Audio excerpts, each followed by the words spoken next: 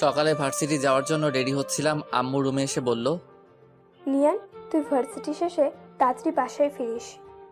কেন আম্মু? আমরা সবাই আজ আমাদের গ্রামের বাড়ি যাচ্ছি। আমরা সবাই মানে? আমি তো যেতে পারবো না, আমার এক্সাম এখনো শেষ হয় নাই, কালকে আমার লাস্ট এক্সাম।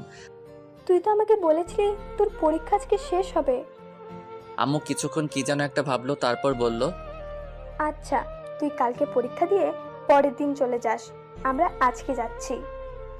আচ্ছা। আমি আবার বললাম, আম্মু হঠাৎ তোমাদের গ্রামের বাড়ি যাওয়ার কথা কেন মনে হলো?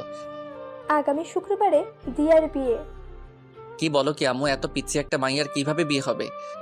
পিচ্ছি কোথায়, দিয়া তো এবার এসএসসি পাশ করেছে। এসএসসি পাশ করেছে বলে বিয়ের বয়স হয়ে গেছে? হায়রে গ্রামের মানুষ।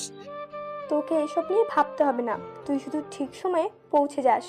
যা, এখন ভার্সিটি যা। এখন আমি আমার পরিচয়টা আপনাদেরকে দিয়ে দেই। আমি নিয়ান আহমেদ, অনার্স লাস্ট ইয়ারের এক্সাম দিচ্ছি। দিয়া হলো আমার চাচাতো বোন, পিচ্ছি একটা মেয়ে।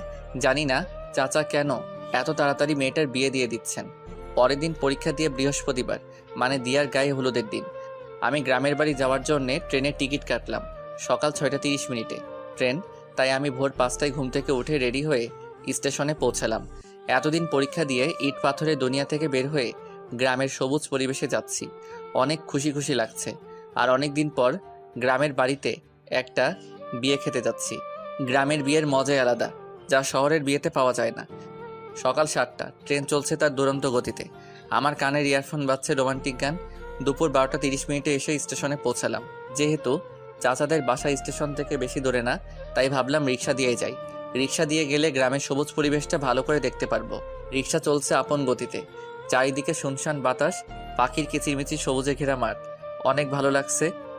কিছুক্ষণ পর রিক্সা এসে থামলো চাচার বাড়ির সামনে। আসলে চাচা হলেন এই এলাকার চেয়ারম্যান, তাই রিক্সাওয়ালাকে চাচার নাম বলাতেই একেবারে বাড়ির সামনে এনে নামিয়ে দিল। গেট খুলে বাড়িতে ঢুকলাম। বিশাল বাড়িটা খুব সুন্দর করে সাজানো। আমি গেটের ভিতর ঢোকা মাত্রই শিহাব, মানে দিয়ার ছোট ভাই, আমাকে দেখে দৌড়ে ঘরের ভিতরে যেতে যেতে জোরে জোরে বলতে লাগলো, নিহান ভাইয়া এসে গেছে। আম্মু, আব্বু, আপু, সবাই এসে দেখো, নিহান ভাইয়া চলে এসেছে।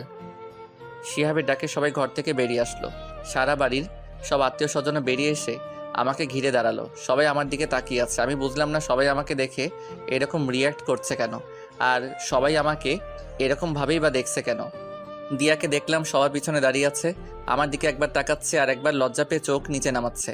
আমি কিছুই বুঝতে পারছি না কি হচ্ছে এসব। হঠাৎ চাচা বললেন, চলো তোমরা সবাই জামাই বাবাজিকে নিয়ে ঘরে যাই। জামাই বাবাজি মানে?